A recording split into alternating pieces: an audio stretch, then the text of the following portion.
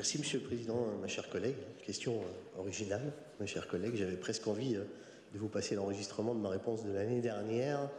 Mais en fait, et à contrario de ce que vous évoquez, les chiffres ont néanmoins pas mal bougé. Il était important que je puisse vous répondre sur le fond, eu égard à ce que vous venez de nous poser comme question d'actualité. D'abord pour vous dire que depuis 2012, il va falloir revoir un petit peu l'analyse des comptes, mais ce sont bien 139 millions d'euros qui ont été investis par le département sur le plan collège nouvelle génération, dont 109 millions d'euros pour les travaux de construction neuve et de restructuration.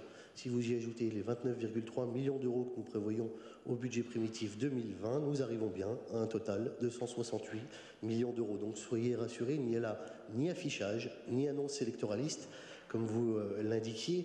D'ailleurs, je vous rappelle que nous avons encore un tout petit peu de temps au sujet des élections du conseil départemental, puisque celles-ci n'auront lieu qu'en 2021. Alors, peut-être que vous faites référence à une autre élection qui, elle, aurait lieu en 2020, mais en tout cas qui n'a rien à voir avec le département aujourd'hui. Je voudrais vous redonner quelques chiffres.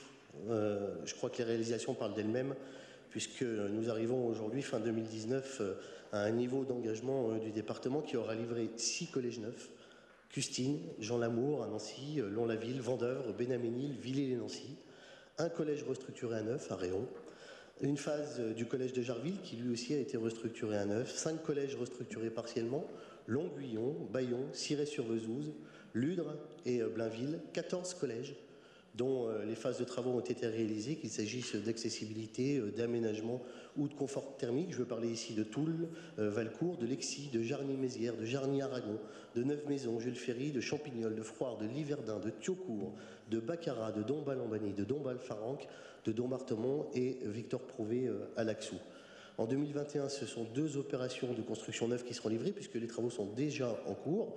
Le collège de Haumécourt, la SECPA de Georges de la Tour, le démarrage des travaux du futur collège Artem, dont nous donnerons le coup d'envoi vendredi, avec l'entreprise Le Bras Frères. D'ailleurs, j'insiste sur le sujet, qui va une nouvelle fois faire la démonstration de son excellence à travers ce nouveau collège à Ossature-Bois, qui sera, et je le rappelle, le premier collège à énergie positive du département.